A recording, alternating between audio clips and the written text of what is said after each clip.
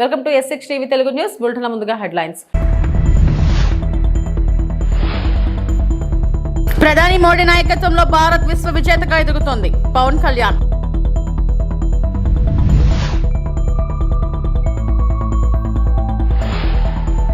ఇది ఆరంభం మాత్రమే, ఇంకా ఎన్నో సంస్థలతో చర్చలు జరుగుతున్నాయన్న మంత్రి నారా లోకేష్.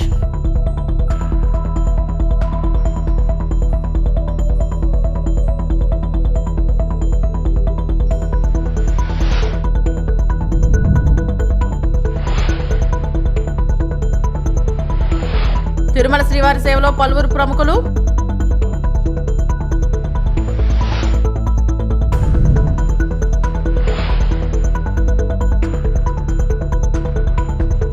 విశాఖపట్నంలో కేంద్ర ఆర్థిక మంత్రి నిర్మలా సీతారామన్ పర్యటిస్తున్నారు. ఈ సందర్భంగా జీఎస్టీ సంస్కరణలపై అవగాహన కార్యక్రమంలో ఆమె మాట్లాడుతూ ట్యాక్సులు కొన్ని సెక్షన్లకు మాత్రమే వర్తిస్తే కానీ జీఎస్టీ 144 కోట్ల మంది ప్రజల మీద ప్రభావం చూపిస్తుందన్నారు. జీఎస్టీ 2.0 అమల్లోకి రాకముందే ఆటోమొబైల్ ఇండస్ట్రీ ఆఫర్లు ప్రకటించడం కనిపిస్తుందని చెప్పుకొచ్చారు.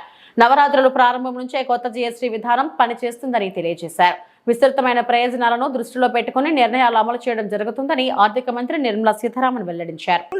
ఇప్పటి వరకు ఎగ్జిస్టింగ్ స్కీమ్ ఏంటండి? 4 రేట్ ట్యాక్స్ 5, 12, 18 and 28. దాని అన్నిటినీ కూడా ఇవాళ 5 and 18 రెండే రేటు ఉంటాయి. 12% ట్యాక్స్. దాంట్ నుంచి 99% ఐటమ్ ఇవాళ 5% కొత్త ప్రపోజల్ వెళ్ళిపోయాయి. ఈ 28% ఉన్నటువంటి ఐటమ్స్ మీరు చూస్తే 90% ఐటమ్స్ 18కి వచ్చేసాయి. జిఎస్టీ ద్వారా మనకు వచ్చింది ఇన్కమ్. ముందు 2018లో మీరు చూస్తే 7.19 lakh crores వచ్చాయి యాన్యువల్లీ. కానీ 2025లో ఇప్పుడు ఎలా వస్తుంది యాన్యువల్లీ? 22 లక్షం. ఈ 8 yearsలో అంత మళ్ళీ మల్టిప్లై అయింది. అంటే 132% గ్రోత్ ట్యాక్స్ పేయర్స్లో, 207% ఇంక్రీస్ రిసీట్స్లో. So that is the impact of GST. ఇప్పుడు వచ్చే న్యూ జెన్ ట్యాక్స్ ద్వారా మనకు 2 లక్షం కోడి వరకు ఇంజెక్ట్ అవుతుంది ఎకానమీ. జనం చేతిలో డబ్బు ఉంటుంది. 5 ఫిల్టర్స్ పెట్టుకున్నాం యాజ్ అ పాలసీ ఇండికేటర్. ఈ 5 ఇండికేటర్స్ ద్వారా మొత్తం జిఎస్టీ ఎక్కడెక్కడ ఇంపాక్ట్ అవుతుందో అవన్నిటినీ మళ్ళీ అనలైజ్ చేసాం. సిమెంట్ పెయింట్ 30% ఉండింది యూపీఏ టైంలో, ఇవాళ అది 18కి వచ్చింది. టీవీ, ఫ్రిడ్జ్, వాషింగ్ మెషిన్ 30% ఉండింది యూపీఏ గవర్నమెంట్లో, ఇవాళ 18. కాస్మెటిక్స్ 30లో ఉండింది, ఇవాళ 5కి వచ్చింది. రెస్టారెంట్స్ 21% ఉండింది యూపీఏలో, ఇవాళ 5. ఫుట్వేర్ 18% ఉండింది, ఇవాళ 5కి వచ్చింది. శానిటరీ ప్యాడ్స్ 13లో ఉండింది, ఇవాళ 0. అలాగే చాక్లెట్స్ 30% ఉండింది, 18కి వచ్చింది. డిటర్జెంట్స్, టూత్పేస్ట్, షాంపూ, కాఫీ 30 ఉండింది, 5%కి వచ్చింది. మినరల్ వాటర్ 28లో ఉండింది, 5కి వచ్చింది. ప్లైవుడ్, శానిటరీ వేర్ 21కు ఉండింది, 5%కి వచ్చింది.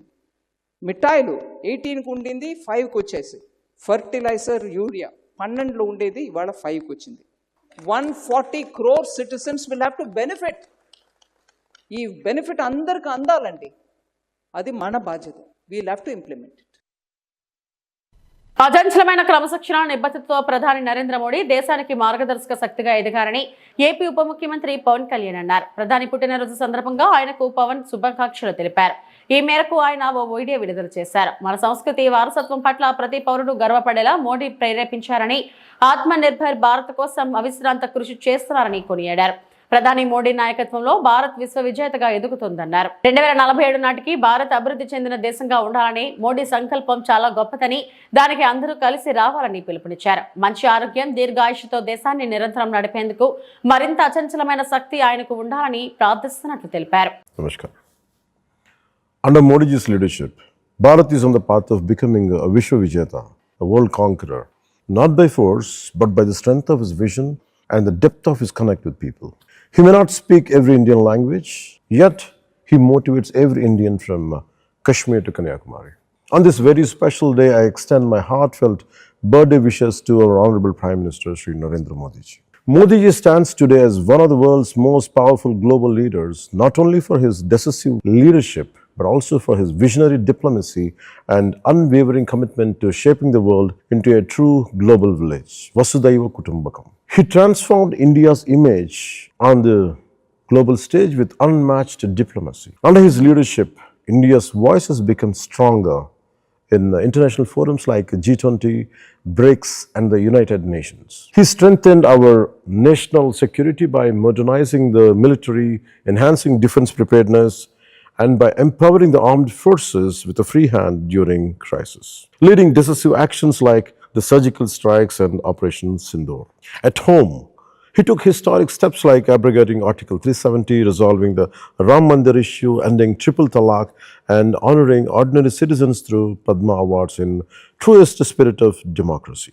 Post-independence, he stands as one of the Bharat's strongest prime ministers, embodying the true spirit of nationalism by upholding the values of Constitution, preserving our culture and heritage, while driving India forward through the technology, space exploration, digitization, and the power of social media, making our nation one of the fastest advancing in the world.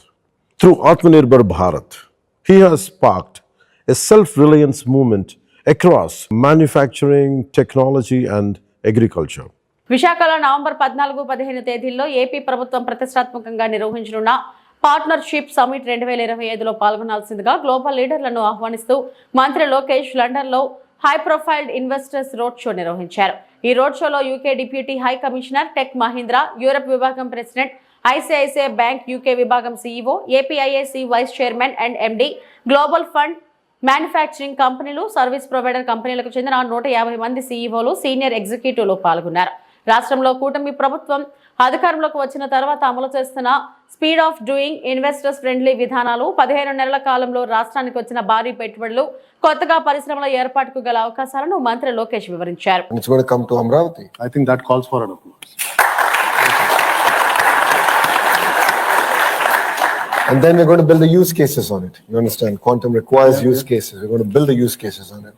We're going to dedicate certain capacity for startups to sort of use quantum computing. And I believe that will create an amazing ecosystem, again, in Amravati. But the kind of ecosystem we're building in Visakhapatnam around data, and the data city that's coming up there, that's going to, again, position Andhra Pradesh in a very unique manner. The cables that are going to land there are going to be double the capacity of Mumbai, which, you know, Mumbai is number one in India. We're going to double that. And this is going to happen in the next 3 years. And it's going to be 1.5 gigawatts of data centers coming up. And that's just the beginning. We're talking to a lot of other players out there. So I believe that Andhra Pradesh is well positioned from education, from skills, all the way from building the entire ecosystem. It could be quantum, it could be data city. పాలకొల్లులో నూతనంగా ఏర్పాటు చేసిన మెడ్ United హాస్పిటల్ను కేంద్ర మంత్రి భూపతిరాజు శ్రీనివాస్ వర్మ, రాష్ట్ర జలవనరుల శాఖ మంత్రి నిమ్మల రామానాయుడు మంగళవారం ప్రారంభించారు. ఈ సందర్భంగా చైతన్య సంస్థల వ్యవస్థాపక చైర్మన్, కిమ్స్ మరియు మెడ్ యునైటెడ్ ఆసుపత్రుల చైర్మన్ శ్రీ కేవీవి సత్యనారాయణ రాజు అధ్యక్షతన కిమ్స్ వైద్య సంస్థల మెడ్ యునైటెడ్ ఆసుపత్రుల managing director K Ravikiran Varma ఆధ్వర్యంలో జరిగిన సభలో ముఖ్య అతిథిగా హాజరైన కేంద్ర మంత్రి శ్రీనివాస్ వర్మ మాట్లాడుతూ వైద్య రంగంలో అత్యంత ఆధునికత చోటు చేసుకుంటుందని చెప్పారు. చైతన్య రాజు ఆధ్వర్యంలో పాలకొల్లులో మెడ్ యునైటెడ్ ఆసుపత్రి ప్రారంభించడం వైద్య రంగంలో వరో విప్లవమని చెప్పారు. అధునాతన వైద్య సదుపాయాలతో మారుమూల ప్రాంత ప్రజలకు వైద్య సేవలను మెడ్ యునైటెడ్ ఆసుపత్రి ద్వారా అందుబాటులోకి తెచ్చారని అభినందించారు.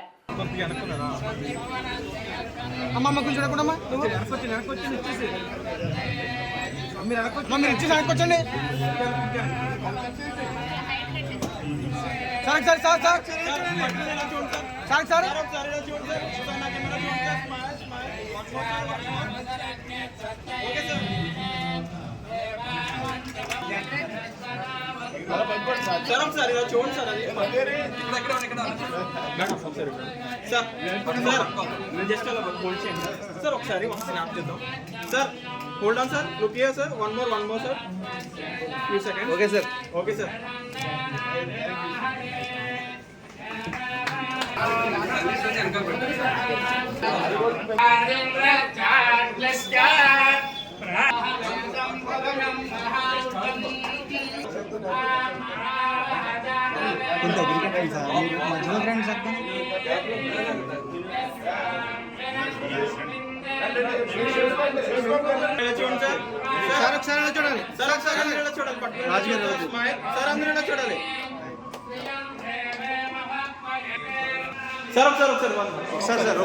Sir, ఒకసారి ఇలా చూడండి సార్.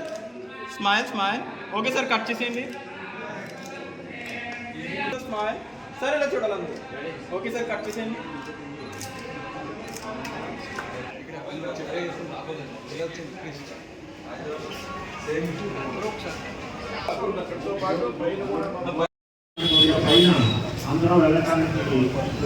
జీవితంలో 10 విధాలుగా ఎదిగితేనే మిగిలిన పేదలకు కానీ మధ్యతరగతి కానీ మిగిలిన అందరికీ కూడా ఏదో విధంగా సహాయపడగలరు. కాబట్టి ఈ సందర్భంగా ఈ పాలకొల్లు బ్రాంచ్ నూతనంగా ప్రారంభించే విషయంలో మరొకసారి శుభాకాంక్షలు తెలియజేసుకుంటూ అత్యంత ఆత్మీయ మిత్రులు మాజీ శాసన మండలి సభ్యులు ప్రభుత్వ చైతన్య విద్యా సంస్థల అధినేత అయిన శ్రీ కేవీవి సత్యనారాయణరావు మన పాలకొల్లులో look at the camera sir దగ్గరికి ఉండండి సార్ ఇలా చూడండి సార్ అందరూ ఇలా చూడండి smile smile one more sir ఇక్కడ సార్ ఇక్కడ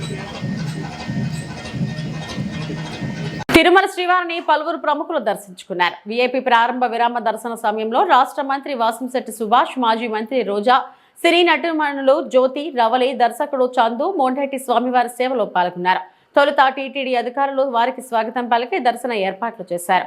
అనంతరం ఆలయంలోకి వెళ్లిన ప్రముఖులు స్వామివారిని దర్శించుకున్నారు. అనంతరం రంగనాయకుల మండపంలో పండితులు వారికి వేదాశీర్వచనం చేసి స్వామివారి తీర్థ ప్రసాదాలను అందజేశారు.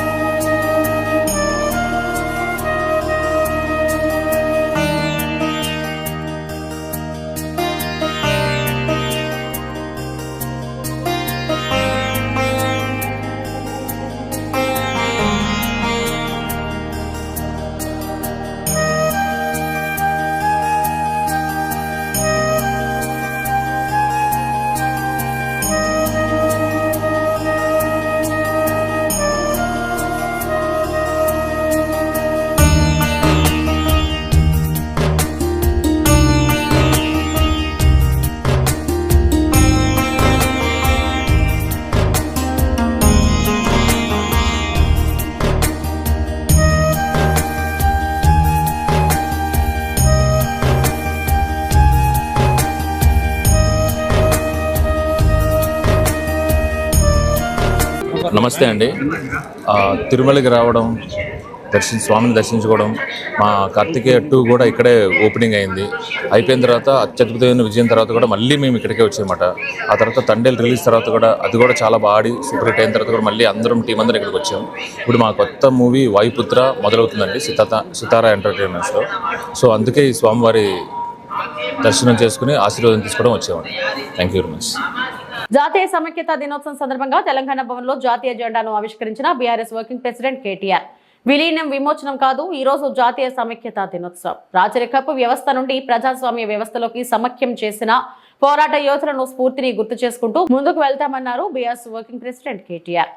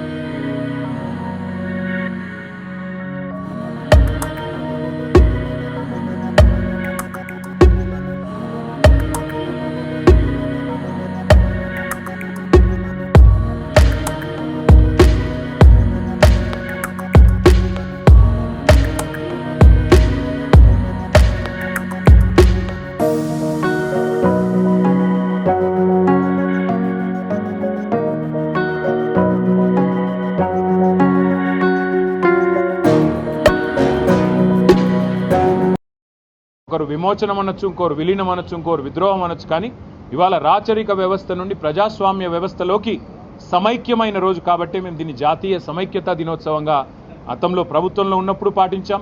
ఆ రోజు జెండా ఎగిరేసాం, ఈరోజు జెండా ఎగిరేస్తూనే ఉన్నాం. ఈరోజు జెండా ఎగిరేసినాం. భవిష్యత్తులో తెలంగాణ ఉన్నంత వరకు బీఆర్ఎస్ ఉంటుంది కాబట్టి అప్పటిదాకా మరి తెలంగాణ ప్రజలకు ప్రజాస్వామ్య వ్యవస్థలో విలీనమయ్యే, అంతర్భాగమయ్యే ఒక అద్భుతమైన అవకాశం ఇచ్చిన మరి ఆనాటి పోరాట యోధుల స్ఫూర్తిని గుర్తు చేసుకుంటూ ముందుకు పోతాం. జై తెలంగాణ, జై హింద్. క్రమశిక్షణ పట్టుదలతో గతంలో పనిచేసిన చైర్మన్లు వేల్పూరు సొసైటీని అభివృద్ధి పదంలో నిలిపారని తనకు ఎమ్మెల్యే ఆర్మిల్లి రాధాకృష్ణ అన్నారు. పాలవర్గంతో పాటు ఇక్కడ రైతులు అందించిన సహకారాలు క్రమశిక్షణతోనే అభివృద్ధి సాధ్యమైందన్నారు. తణుకు మండలం వేల్పూరు ప్రాథమిక వ్యవసాయం సహకార పరపతి సంఘం సర్వసభ్య సమావేశం మంగళవారం నిర్వహించారు. ఈ సమావేశంలో పాల్గొని ఎమ్మెల్యే రాధాకృష్ణ మాట్లాడుతూ తీసుకున్న రుణాలను సకాలంలో రైతులు చెల్లించి మళ్లీ తిరిగి చెల్లించే విధంగా రైతులు సహకారం అందిస్తున్నారన్నారు. ప్రస్తుతం సొసైటీలో 3.50 కోట్ల మేర డిపాజిట్లు ఉన్నాయని, ముఖ్యంగా సొసైటీ ఆధ్వర్యంలో ధాన్యం సేకరణ, పాల సేకరణ, ఫెర్టిలైజర్ల ద్వారా ఆదాయం సమకూరుతుందన్నారు. సంస్థ ఏ వ్యాపారం చేసినా లాభాల బాటలోనే ఉంటుందని గుర్తు చేశారు. ఈ సందర్భంగా పాలకవర్గాన్ని ఎమ్మెల్యే రాధాకృష్ణ అభినందించారు. అనంతరం వేల్పూరులోని గీతా మందిరంలో గ్రామ కూటమి నాయకులతో విస్తృత స్థాయి సమావేశం నిర్వహించి మాట్లాడారు. ఈ కార్యక్రమంలో కూటమి నాయకులు, కార్యకర్తలు తదితరులు పాల్గొన్నారు. ఇంకా మన గ్రామంలో రైతులందరూ కూడా ఈరోజు పంచికట్టు రైతులందరూ కూడా చాలా మంది రావడం జరిగింది. తాతయ్య గారితో నడిచిన వాళ్ళు, సమకాలికులు అందరూ కూడా రావడం, ఇంకా మీరు అందరూ కూడా అదే ఆదరణ చూపించటం చాలా సంతోషం. ఈరోజు ఈ కార్యక్రమంలో పాల్గొనటం, ముఖ్యంగా మన సొసైటీ గురించి మన మాట్లాడిన వారందరూ కూడా చెప్పారు. ఏ విధంగా ఈ సొసైటీ ఒక క్రమశిక్షణతో ఎవరు అధ్యక్షులుగా చేసినా సరే ఒక బాధ్యతతో ఈ సొసైటీ అభివృద్ధికి కృషి చేసి ఈ సొసైటీకి సొంత బిల్డింగ్లు కానీ, గోడౌన్ల నిర్మాణం కానీ, అదేవిధంగా ఈరోజు ఈ సొసైటీ ఇంత అభివృద్ధి చెందిందంటే ఇక్కడ పాలకులతో పాటుగా ఇక్కడ రైతులు అందించినటువంటి సహకారం, రైతులు పాటించినటువంటి క్రమశిక్షణ వల్ల మాత్రమే సాధ్యమైందని ఈ సందర్భంగా మీ అందరికీ కూడా తెలియజేస్తున్నాం. మన గ్రామ రైతులందరూ కూడా ఒక నిబద్ధతతో సొసైటీ లోన్ ఇచ్చిన దాని మీద ఎప్పుడూ కూడా లోను కట్టకుండా ఎవరూ లేరు. తూర్పుగోదావరి జిల్లా పెరవలి పరిసర ప్రాంతాలు, జిల్లాలోని వివిధ ప్రాంతాలు, విశాఖపట్నంలోనూ ద్విచక్ర వాహనాల చోరీకి పాల్పడుతున్న దొంగల ముఠాను పెద్దవల్లి పోలీసులు అరెస్టు చేశారు. 6 సభ్యుల ముఠాలో ఒకరు పరారీలో ఉండగా మిగిలిన 5గురిని పట్టుకుని అరెస్టు చేసి వారి నుంచి 26 ద్విచక్ర వాహనాలను స్వాధీనం చేసుకున్నారు. కొవ్వూరు డీఎస్పీ దేవకుమార్ నిందితులను మీడియా ముందు ప్రవేశపెట్టి కేసు వివరాలను వెల్లడించారు. పెరవలి మండలం కండవల్లి గ్రామానికి చెందిన తుమ్మకంటి ధనేష్, నెక్కంటి యువరాజు, వనచర్ల శక్తిరాజు, వీరబాబు, కాకినాడ జిల్లా పత్తిపాడు మండలం వామ్మంగి గ్రామానికి చెందిన అప్పిరెడ్డి పాపారావులను అరెస్టు చేసి వారి నుంచి 40 లక్షల రూపాయలు విలువైన 26 ద్విచక్ర వాహనాలను స్వాధీనం చేసుకున్నారు. ముఠాలో మరొక సభ్యుడు వమ్మంగి గ్రామానికి చెందిన విశ్వనాథుల దేవి శ్రీ ప్రసాద్ పరారీలో ఉన్నాడని డీఎస్పీ దేవకుమార్ వివరించారు. వైజాగ్ ఈ విధంగా అన్ని పెనుగొండ చుట్టుపక్కల ఈ విధమైన జిల్లాల్లో ఈ 6 ముద్దాయిలు ఒక గ్రూపుగా ఏర్పడి 2 వీలర్స్ మోటార్ సైకిల్ దొంగతనం చేస్తున్నారు.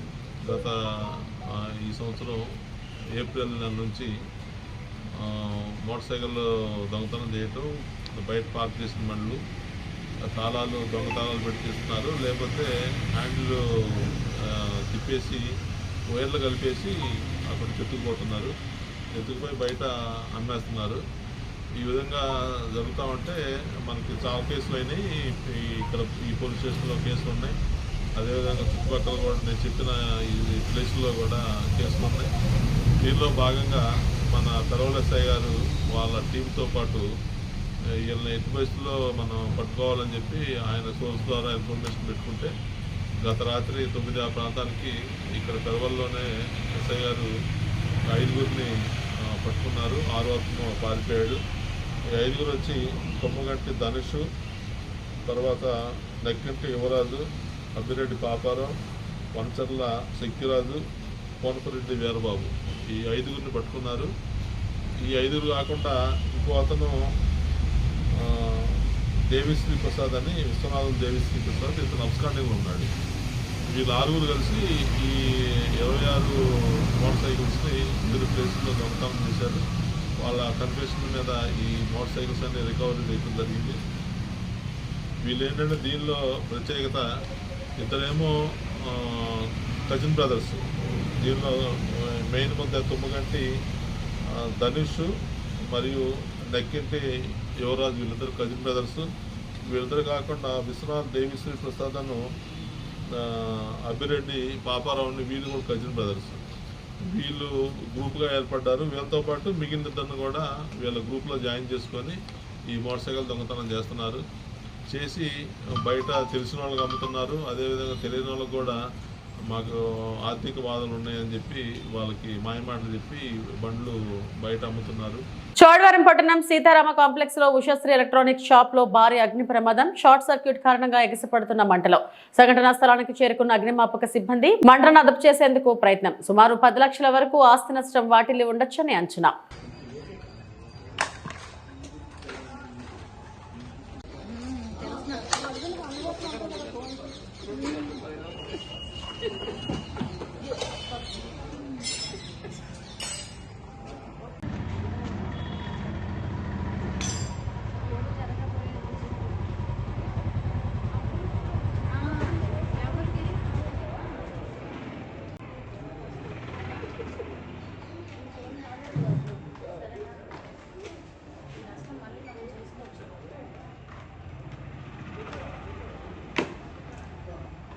అంబేద్కర్ కోనసీమ జిల్లా రామరాజులంక పంచాయతీ నిధుల దుర్వినియోగంపై జాయింట్ కలెక్టర్ కు ఫిర్యాదు.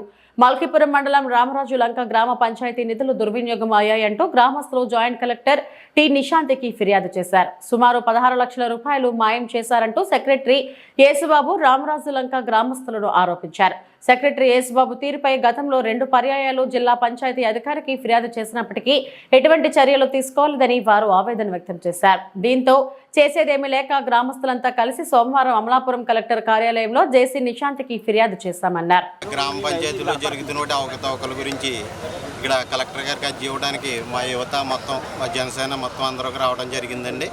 ఇక్కడ ఇప్పుడు మా గ్రామ శాఖ చెప్పినట్టు ఇక్కడ కలెక్టర్ గారు అందుబాటులోకి రాకపోవడం అనేది మా దురదృష్టకరం. ఈ సమస్యను మేము ఇక్కడితో వదలం. ఒకవేళ కలెక్టర్ గారి దగ్గర న్యాయం జరగకపోతే మా ఉప ముఖ్యమంత్రి అయిన పంచాయతీరాజ్ శాఖ మంత్రి వర్యులు కొందరు పవన్ కళ్యాణ్ గారి దృష్టికి తీసుకెళ్ళడానికి కూడా వెనకాడవండి. ఆయన ఎప్పుడు గ్రామాలు బాగుంటే అభివృద్ధి ముందుకు జరుగుతుందని చెప్తున్నారు. కానీ ఇక్కడ సమస్య గ్రౌండ్ లెవెల్లో చాలా డిఫరెంట్గా ఉందండి. ఎవరికి అందితే వాళ్ళు దోచుకునే విధంగా ముందుకి నడిపిస్తున్నారు.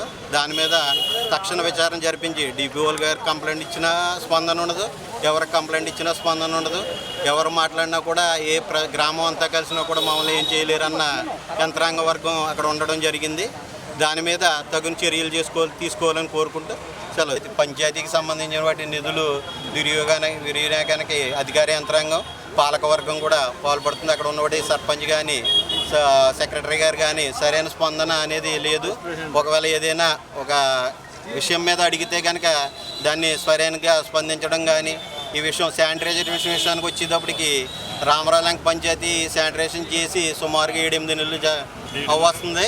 కానీ దానికి సంబంధించిన వాటి బిల్లులు చూస్తే అది ఒక చాటభారతంగా శానిటైజేషన్ గ్రామం దౌర్భాగ్యం ఏంటో తెలియదు. కానివ్వండి, పంచాయతీ 2021 నుంచి వచ్చిన కాడి నుంచి ఏదైనా ఒక సెక్రటరీ రావడం, ఏదో ఒక అమౌంట్ తీయడం. ఇవి ఇప్పటివరకు నా బులెటిన్ అప్డేట్స్. నమస్తే.